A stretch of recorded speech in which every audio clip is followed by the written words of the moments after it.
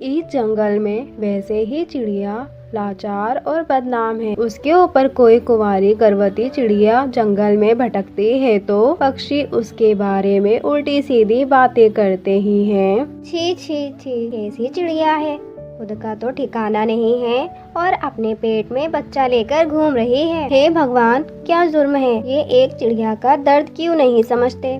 टूनी के शरीर में इतने घाव हैं, लेकिन टूनी की ये हालत हुई कैसे? वो तो एक जंगल में रहती थी।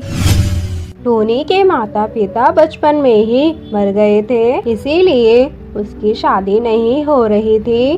जंगल के पास वाले गांव में एक पंछी रहता था। उसका नाम टुन्नू और उसकी पत्नी का नाम रूही था। टुन्नू और रूही एक दिन ज्योतिष के पास गए। ज्योतिष ने रूही का हाथ देखकर कहा, नहीं नहीं, तुम माँ नहीं बन सकती। माँ नहीं बन सकती मतलब?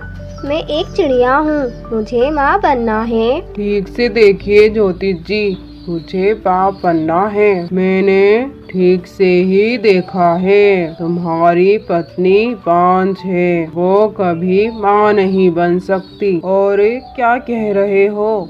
मेरे पास पैसे की कमी नहीं है, मैं अच्छे से अच्छे डॉक्टरों को दिखाऊंगा। बाप तो मुझे बनना ही है, सिर्फ पैसे से ही कुछ नहीं होता। टुन्नू, तुम बाप जरूर बनोगे, लेकिन अपनी पत्नी से नहीं। और कोई बात है, तुम्हारा बच्चा इस दुनिया में आ तो सकता है, लेकिन वो इस दुनिया में अपाहिज बनकर आएगा। टुन्नू बहुत गुस्सा हो गया। पैसों के अहंकार में वो अंधा हो गया था।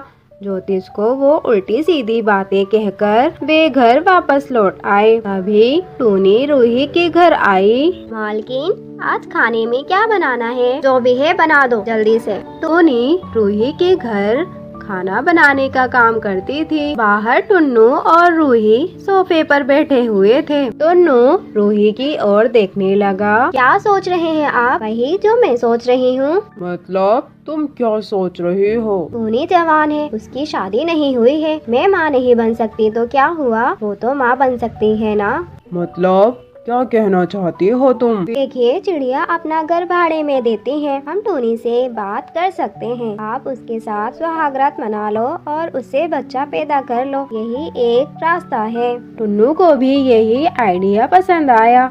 रूही ने टूनी को बुलाया और इस बारे में बात की। टूनी ये सुनते ही कहने लगी, नहीं नहीं मालकिन, मैं कुंवारी हूँ, मैं प्रेग्नेंट हो गई तो जंगल में मेरी बदनामी हो जाएगी। अरे किसी को पता ही नहीं चलेगा, तुम हमारे साथ ही रहोगी। 9 महीने बाद बच्चा पैदा करके तुम्हारी छुट्टी। और इसके बदले हम तुम्हें 1 लाख रुपए देंगे। टूनी को पैसों की बहुत जरूरत थी। कुछ देर सोचने के बाद उसने हाँ कर दिया। उसी रात टुन्नू ने अपनी नौकरानी के साथ सुहागरात मना लिया। कुछ दिनों बाद ही टूनी प्रेग्नेंट हो गई। लगता है मालकिन, मैं माँ बनने वाली हूँ। तुम नहीं टूनी, मैं माँ बनने वाली हूँ। टूनी को पहली बार ये सुनकर बुरा लगा। उसे पहली बार माँ बनने का एहसास हुआ और वे उसी घर में रहने लगी। रूही और टुन्नू उसका बड़ा ख्याल रखने लगे, लेकिन इस दुनिया में वो अकेली थी। उसे भी परिवार चाहिए था।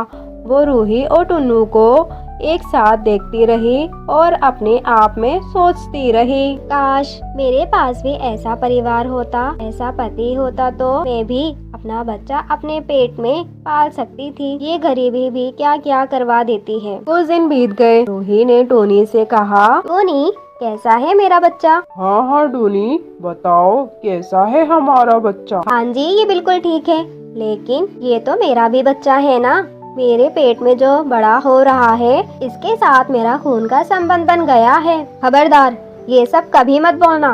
तुम सिर्फ नौकरानी हो, समझ गई? इस बच्चे के साथ तुम्हारा कोई संबंध नहीं है। इस बच्चे के पैदा होने के बाद यहाँ से चली जाना और यहाँ कभी मत आना। नहीं तो हम तुम्हें खत्म कर देंगे। टूनी चुप हो गई, लेकिन अंदर ही अंदर उसका दम घुटने लगा। एक माँ से अपना बच्चा कैसे कोई छीन सकता है?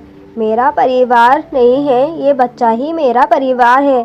मुझे नहीं चाहिए पैसा, मुझे ये बच्चा चाहिए, ये मेरा बच्चा है। उधर रूही को समझ आ गया टोनी के साथ कोई गड़बड़ है। ये टोनी हमारे लिए मुसीबत खड़ी कर देगी। चिंता मत करो, बच्चे के जन्म के बाद ही मैं उसे मार दूंगा। और ये टोनी ने सुन लिया।